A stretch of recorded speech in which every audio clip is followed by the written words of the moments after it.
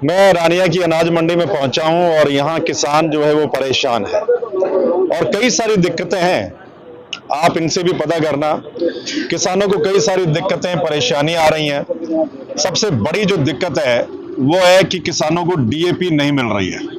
अब सीजन आ गया है, गेहूं बीजनी है, तो किसानों को परेशान हो रहे हैं किसान कि उनको डीएपी नहीं मिल रहा है। उनको कहा जाता है कि आएगी डीएपी, आएगी आएगी, किसी को एक आधा कट्टा दे दिया जाता है।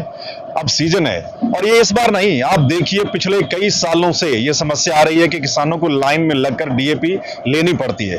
कई कई दिन किसान जो है वो लाइनों में लगता है, उसके बाद भी प्रॉपर जो डीएपी नहीं मिलती।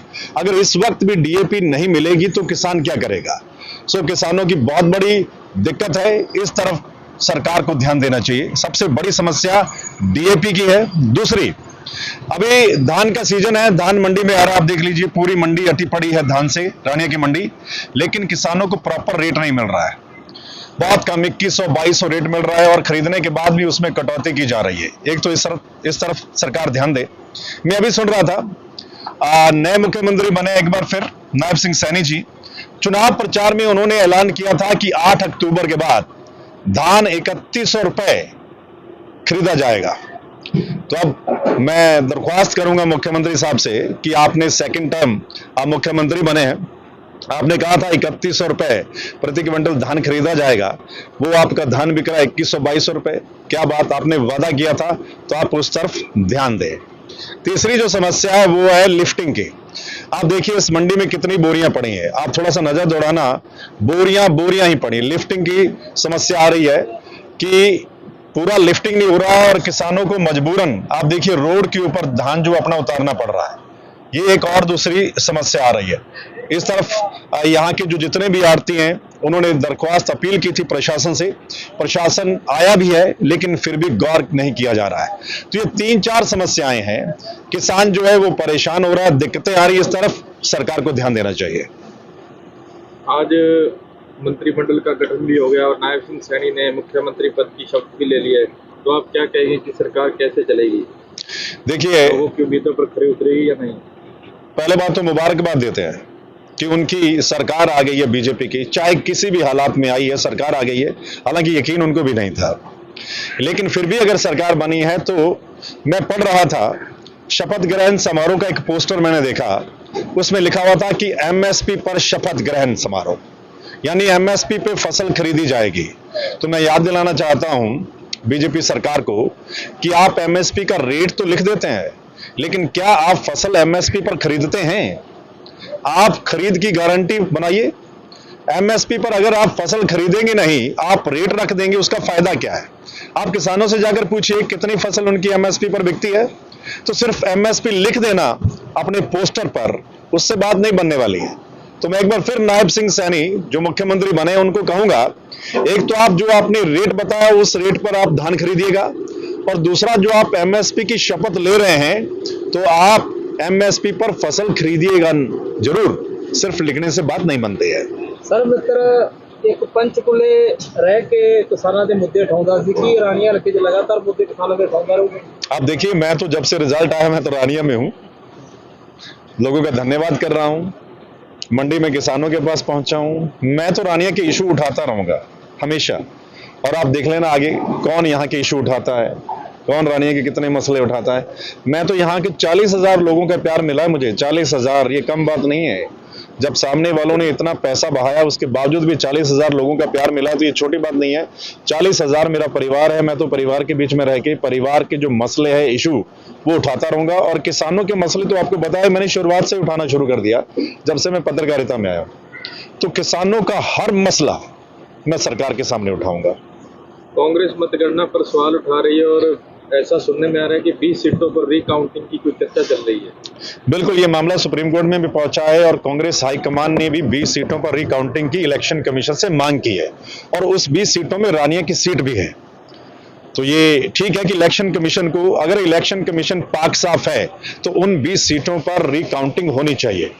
और हम भी यहाँ रिकाउंटिंग करवा रहे हैं, कुछ बूथों पर हमने प्रशासन को लिख कर दिया है, और ये मामला पूरे हरियाणा में उठ रहा है। आप देखिए कि किसी को भी उम्मीद थी कि क्या बीजेपी की सरकार आएगी, कोई एक भी बंदा नहीं बोल रहा था, एक भी सर्वे नहीं बोल रहा था, एक भी चैनल नहीं बोल रहा था इवन बीजेपी वालों को भी भरोसा नहीं था, फिर बीजेपी सरकार आ गई, तो इसका मतलब क्या है? इसलिए मैं चाहता हूं कि जो कांग्रेस पार्टी डिमांड कर रही है उस पर जो है अगर खरा उतरना है इलेक्शन कमीशन को, तो फिर काउंटिंग होनी चाहिए। किसान नेता गुरनाम चढ़ूनी ये आरोप लगा रहे हैं कि माहौल तो कांग्रेस के पक्ष में था, लेकिन हुड्डा ने सारा नाश कर दिया। देखो, गुरनाम सिंह चढ़ूनी आपको पता है हर इलेक्शन में पता नहीं क्या करते हैं। पिछले इलेक्शन में वो किसी और के साथ थे, इस इलेक्शन में पता नहीं वो क्या कुछ कर रहे थे। सो पूरा हरियाणा जानता है कि लहर भी थी, सब कुछ था, कांग्रेस का सब कुछ था। अब समीक्षा की जा रही है कि हार के कारण क्या रहे, वो क्या कुछ निकल कर आएगा वो पता चल जाएगा। लेकिन लोग ठगा ठगा सा महसूस कर रहे हैं पूरे हरियाणा के कि इतना बढ़िया माहौल होने के बावजूद भी कांग्रेस की सरकार बनते बनते रह गई है।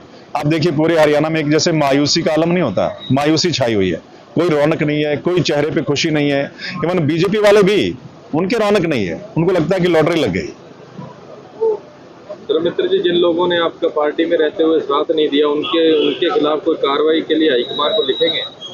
मैं तो अपनी पूरी फीडबैक दे के आया हूं, मुझे दिल्ली बुलाया गया था, मैं तो पूरा फीडबैक दे के आया हूं कि इस इलेक्शन में कौन साथ था कौन साथ नहीं था। मैंने पूरा फीडबैक दिया है, अब देखते हैं पार्टी क्या कार्रवाई करती है। ਅੱਜ मैं किसान होने के नाते ये कहांगा भी राणिया मंडी च रेट बहुत घट मिल रहा जी। पिछले साल नालों सानू 1500 ਤੋਂ 2000 ਦਾ ਨੁਕਸਾਨ ਹੋ ਰਿਹਾ ਜੀ ਪ੍ਰਤੀ ਕੁਇੰਟਲ।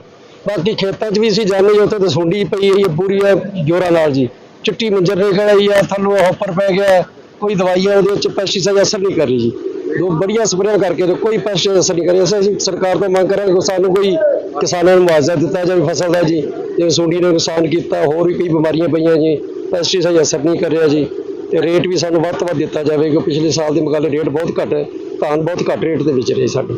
ये भी मिल नहीं रही, जो किसान लैंड चला के सवेर तो शाम तक सिर्फ 2 घंटे खाते मिल रहे हैं। जिम्मेदार बहुत हराश है इस वे, जिम्मेदार ने सब बिजाई कर रही है, कणक की बिजाई कर रही है, इस वास्ते लोग बहुत दुखी है। सानू राणी जी DAP की बहुत ज्यादा दिक्कत आ रही है, बिल्कुल मिल नहीं रही। कई दिनों धक्के खा रहे हैं बाजारों से, आई का एक अद्धा घट्टा देंगे फिर वापस भेज देंगे, 4 दिन ठहर के एक झोने का रेट भी अजकल बहुत घाटा मिल रहा सानू, तो बहुत परेशान हो रहा किसान बहुत ज़्यादा। सरकार इस तरह ध्यान दे, कोई किसानों की समस्या का हल हो। थैंक यू, धन्यवाद।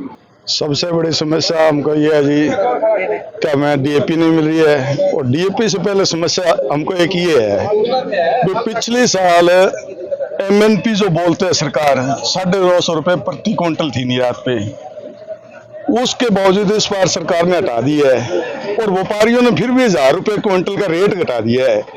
तो इस पे सरकार हमको कोई स्पष्टीकरण दे भी MNP घटने के बाद भी व्यापारियों ने रेट कैसे घटा दिया। हम सरकार से यही मांग करते हैं भी 1000 रुपये रेट बढ़ने के बजाय घट कैसे गया, तो जमींदार का घर कैसे पूरा होगा, वो अपना घर खर्च कैसे चलाएगा, बच्चों की पढ़ाई कैसे करवाएगा, ये सबसे बड़ी समस्या है। मेरी सरकार से दरख्वास्त है भी इस पर वो ध्यान दे और जमींदार की समस्या का हल करे। नमस्कार जी, सबसे पहले तो यही है कि किसानों को DAP नहीं मिल रही। दूसरा नंबर बात ये है कि आज धान मंडी के अंदर हम लेके आए हैं 50,000 रुपये किले की, इसमें सिर्फ आमदनी हो रही है और 35,000 रुपये खर्चा है।